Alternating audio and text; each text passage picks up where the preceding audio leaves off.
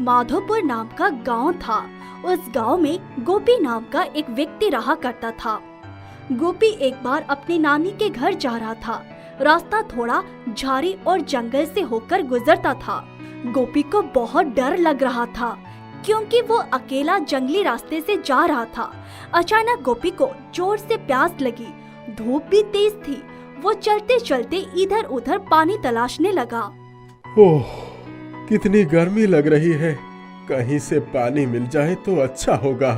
थोड़े ही दूर जाने पर एक तालाब दिखने लगा। गोपी ने चैन की सांस ली। गोपी जल्दी से तालाब के पास पहुंचा और पानी पीने लगा। पानी पीते पीते गोपी की नजर एक बगुले पर पड़ी। उसने देखा बगुला एक केकर को अपनी नुकीली चोंच से मार रहा था। गोपी बगुले के पास आया। जैसे ही बगुले ने गोपी को देखा वो वहाँ से उड़ गया। केकड़ा जख्मी पड़ा था। ये देखकर गोपी केकड़ा को अपने हथेली पर लेकर पानी में डाला। केकड़े को अब होश आया। गोपी को अपने दादाजी की बातें याद आई कि एक से भले दो होते हैं।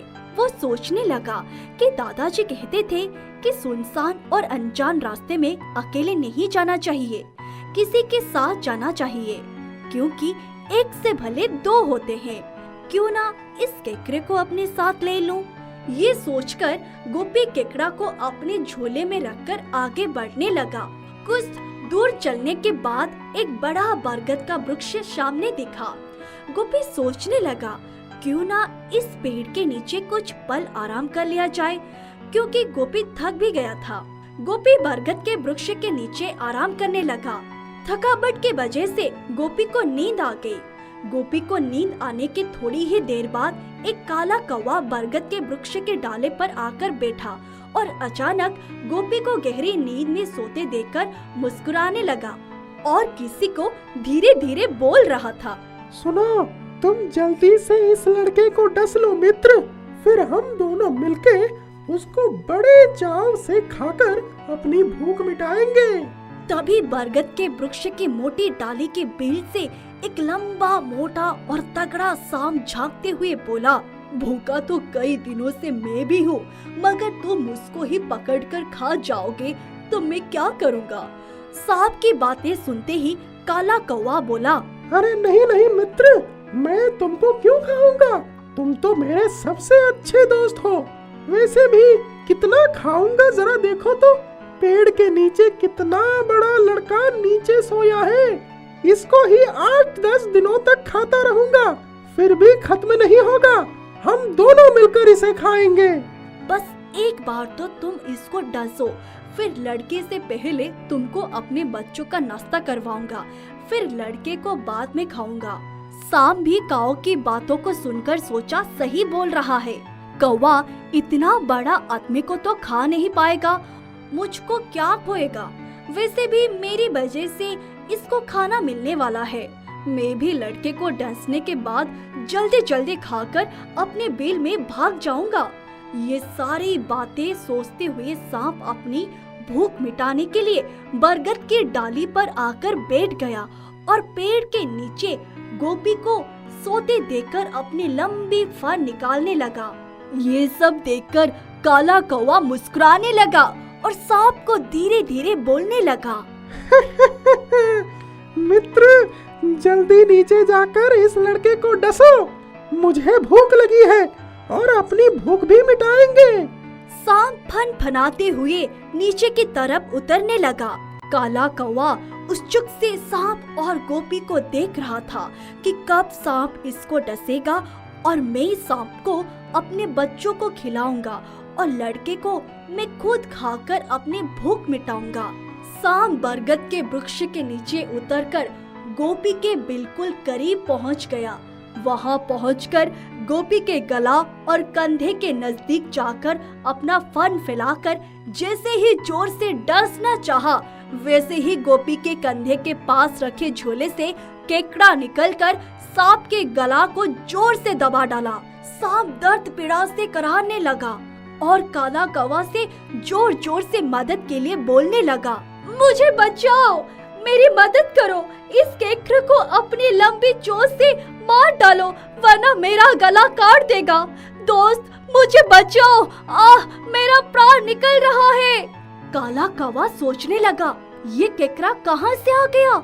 कम से कम डसने देता, उसके बाद केकड़ा को भी मैं खा जाता। मगर ये डसने से पहले ही सांप को पकड़ लिया। सांप को बचाना होगा, नहीं तो काम खराब हो सकता है। कौवा की काव काव की आवाज सुनकर गोपी की नींद खुल गई। गोपी उठकर बैठ गया। अरे ये क्या हो रहा है? कौवा को केकड़े की तरफ आते देखी गोपी जल्दी से एक डंडा उठाया। वैसे ही कौवा भाग खड़ा हुआ। कौवा दूर पेड़ की डाल पर जाकर बैठ गया और सारे नजारे वहाँ से देखने लगा। गोपी जब केकड़े की तरफ देखा तो सहम गया। केकड़ा एक मोटा काला लंबा सांप का गला दबाकर पकड़े हुआ था। केकड़े, ये क्या हो रहा है यहाँ? अरे देखते क्या हो, सवाल बाद में पूछना। डंडे से जल्दी इसे मार डालो, वरना अब मुझसे भी ये छूट जाएगा। मेरा ताकत भी अभी कम पड़ रहा है। ये सुनते ही गोपी दोनों हाथों से डंडा पकड़कर सांप को मारने लगा। सांप इतना ताकतवर था कि मर ही नहीं रहा था। आखिरकार गोपी सांप को मारने में कामयाब रहा। जब सांप पूरी तरह मर गया तब केकड़े ने सांप को छोड़कर आराम की सांसें लिया। ये सब कैसे हुआ? वो सांप तुम्हें काटना चाह रहा था। मैंने झोले में से ये देख लिया और तुम तक उस सांप को पहुंचने से पहले ही उसे पकड़ लिया। धन्यवाद मेरे दोस्त। चलो अब हम यहाँ से चलते हैं। गोपी और केकड़े वहाँ से थोड़ी ही दूर बढ़े थे कि इतने में कौवा नीचे आया और सांप को अपने पंजों में लेकर उड़ गया। उस दिन के बाद से गोपी और केकड़ा अच्छे दोस्त बन गए। गोपी केकड़े को अपने साथ अपने गांव लाया और तालाब में छोड़ दिया। गोपी का जब भी केकड़े से मिलने का मन करता, वह तालाब के पास केकड़े से मिलने चला। रिया अपने माता पिता की इकलौती और लाडली बेटी थी। वो जो मांगती थी उसे सब कुछ मिल जाता था, इसीलिए वो थोड़ी जिद्दी भी हो गई थी। उसके पास कई तरह के हेयर बैंड थे। उसके बाल हमेशा से छोटे छोटे थे। उसको बहुत शौक था कि काश उसके बाल लंबे होते तो वो भी अपनी सहेलियों की तरह अलग अलग तरह के हेयर स्टाइल बना, रंग बिरंगी चूड़ियां ले लो, जोर जोर से आवाज लगाकर सामान बेचना शुरू किया। रिया अपनी पढ़ाई छोड़कर बरामदे में आ गई। उसकी माँ ने कह दिया था कि अब हेयर बैंड नहीं लेना है, बहुत सारे भरे हैं। लेकिन फेरी वाले की आवाज सुनकर वो बाहर भीतर करने लगी। उसे तो हेयर बैंड खरीदना ही था। रिया दौड़ी दौड़ी माँ के पास गई और बोली, माँ, मैं तुमसे कभी कुछ भी नहीं मांगती सिवाय हेयर बैंड के। रिया, मैंने पहले भी मना किया था ना, क्या करोगे इतने हेयर बैंड लेकर?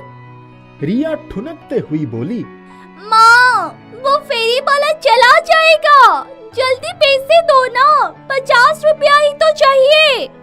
माँ ने मुस्कुराते हुए कहा, ठीक है, जाओ मेरी पर्स में से ले लो, लेकिन अब तुम बड़ी हो गई हो, ये सब कूड़ा करकट बटोरना बंद करो। रिया भागते हुए बाहर गई तो फेरी वाला नुक्कड़ के पास जा पहुंचा था। वो नुक्कड़ पर पहुंचकर बोली, भैया हेयर बैंड दिखा दो।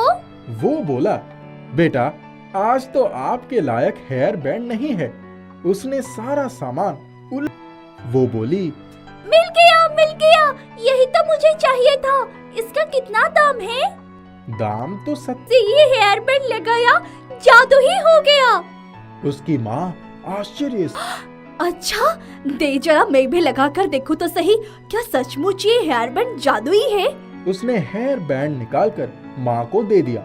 उसकी माँ ने जैसे ही हेयर बैंड लगाया, उसके बाल भी लंबे और घने हो गए, जबकि उसके बाल तो बहुत ही पतले और बेतरतीब थे।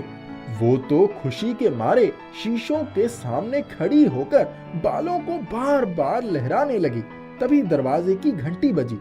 रिया भाग कर गई तो उसके बाल इतने घने और लंबे हो गए।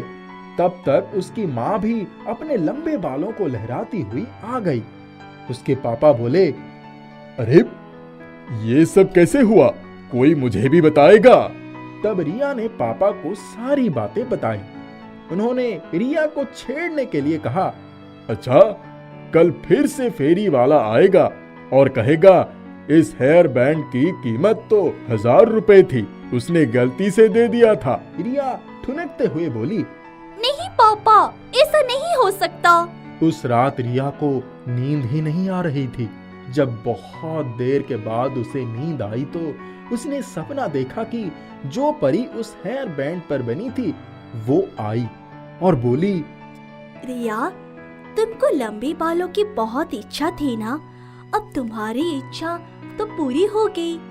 अब तो ये हेयर बैंड तुम्हारे किसी काम का नहीं है। अब तुम ये हेयर बैंड उन लड़कियों को दे दो जो अपने छोटे बालों से बहुत परेशान है। बस किसी की सहायता करते समय कभी घमंड नहीं करना कि ये सब तुम्हारी वजह से हो रहा है। रिया की आंख खुल गई। उसने सोचा परी तो ठीक ही कह रही थी। सुबह उठते ही जब वो स्कूल गई तो उसकी सहेलियों ने उसके इतने लंबे और घने बाल देखकर बहुत प्रशंसा की। वो अपनी सहेली मधु को एक कोने में ले गई और उससे बोली, तुझे भी तो लंबे बालों का बहुत शौक है ना? चल आंखें बंद कर, मैं तेरे बाल भी लंबे कर देती हूँ। मधु ने झट उसकी बात मानकर आंखें बंद कर ली और रिया ने उसको हेयर बैंड लगा दिया। मधु के बाल भी लंबे हो गए।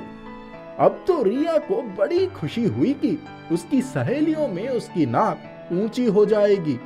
उसे थोड़ा थोड़ा घमंड भी होने लगा, क्योंकि जब नीरा और जिनत ने उसे अपने बाल लंबे करने को कहा तो वो बोली, आज नहीं, आज मैं बहुत थक गई हूँ। बेटा, जरूरतमंदों की सहायता करने में कभी घमंड नहीं होना चाहिए। जिससे हम लंबे बालों के लिए तरस रहे थे, वैसे ही बहुत से लोग ऐसे हैं जिन्हें इस हेयर बैंड की जरूरत होगी। तुम निस्वार्थ भाव से सबकी सहायता करो। परी ने शायद तुम्हें ही इस काम के योग्य समझा है, तभी तो ये हेयर बैंड तुमको दिया है। रिया की समझ में आ गया था कि वाकई परी ने का नाम रोशन करो। समझ में आ गया था कि असली खुशी दूसरों को खुशी देने से ही मिलती है। जादुई हेयर बैंड ने उसके जीवन का मायने ही बदल दिया था।